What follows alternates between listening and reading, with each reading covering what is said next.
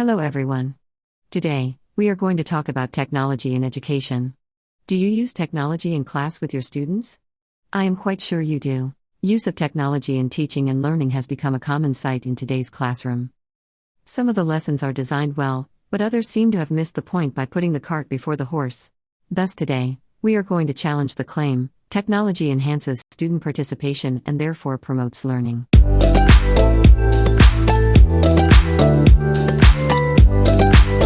Technology enhances student participation and therefore promotes learning. How is it so? Technology has so much to offer. As technology opens up walls of the classrooms, it opens up new ways of learning, communicating, and joy in learning. It transforms the way we learn and live. Our students, being the digital native, welcome the use of technology in the classrooms with open arms. Students love technology. They constantly use their phones to access social media, gaming, Google for anything under the sun. Technology is literally their world. Technology, when used in education, encourages active engagement and interactivity that students are so accustomed to outside of class. Thus, students are more motivated to participate in class. The general perception about technology in education is, technology helps to save the day. But teachers sometimes try to spice up our teaching by pouring technology into teaching without realizing it does not impact the lessons. Since technology is so convenient and students love to use technology, teachers sometimes have the perception, more technology means more effective lessons. Some teachers tend to equate active students' participation, having fun in the classroom, with student engagement and hence perceived learning to have taken place. A short clip on use of technology in the classroom. Really? We shall see if it is really so. Digital platforms such as TikTok, Instagram, YouTube are very popular tools in teaching and learning these days, but technology is also a double-edged sword. But we need to carefully integrate these tools into our lessons. Technology could become a digital pacifier instead of a learning tool if teachers did not leverage on its affordance in learning, instead use technology merely to keep students occupied. Technology can become a distraction for both students and teacher. Research suggests that during class time, when smartphones are involved, 42% of the time that students spent on their smartphones in the classroom, it was to text, tweet, or otherwise engage in social media rather than the lesson. So, we might need to take a pinch of salt to the active participation observed in the classroom, as incorporating technology into lesson takes time. To plan for an effective lesson with technology takes more time. Sometimes, it might take away teachers' attention from the lesson objectives and focus too much on technology itself. Speed may not always have an upper hand. Deep and coherent cognitive processing takes time. Otherwise, engagement will reduce. Students only complete the learning tasks without spending time in thinking of the theory and concept of the knowledge, to reflect and review on their learning and knowledge, thus affecting depth of learning. Therefore, even if students are actively participating in the learning tasks at the first glance, they may not be engaged at a closer look. Learning may not always happen. Technology may not always be the answer to effective learning. So what are the alternatives to this claim?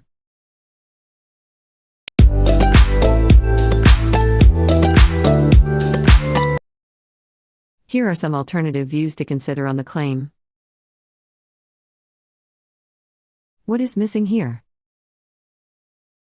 Design lessons showing evidence of learning or learning tasks as part of assessment for learning for students to demonstrate learning so as to know lesson objectives have been met. Write lesson objectives on the board, share with students in the beginning of the lessons and ask for their reflection at the end of the lesson. How do we know learning has taken place? At behavioral level, students can recall, remember facts. At cognitive level, students can present knowledge using schemas, tables, frameworks, patterns or mind maps. At situated cognition level, students can make meaning out of the knowledge. They can apply knowledge learned in another settings. Solve real-world problems using knowledge. When to use technology in class. Technology has to be grounded in sound pedagogy and integrated with lesson content in a purposeful manner.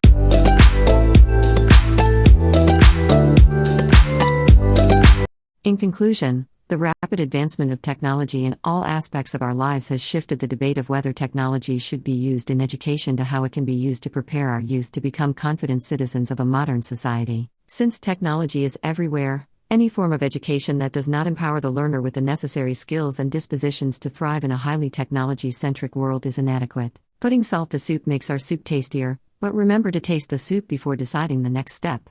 The onus is on instructors to create engaging, inspiring, and stimulating lesson plans that incorporate technology. A short clip to end.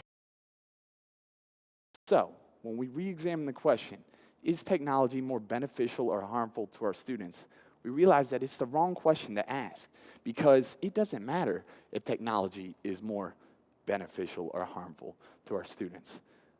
When we remember two things: number one, as schools and educators, our responsibility is to do what's best for our students, and our students have a device in their pocket that is both infinitely valuable and infinitely dangerous. That's why it becomes clear that utilizing technology in the classroom is less of a choice and more of a responsibility, right? Because as educators, we're mentors, and that means it's our obligation to prepare students for the challenges of being digital natives. As teachers, we have students practice skills all the time, but navigating digital waters takes practice too, and that's why it's our responsibility to be able to provide students with opportunities to develop their digital literacy skills and become lifelong independent learners. Thank you.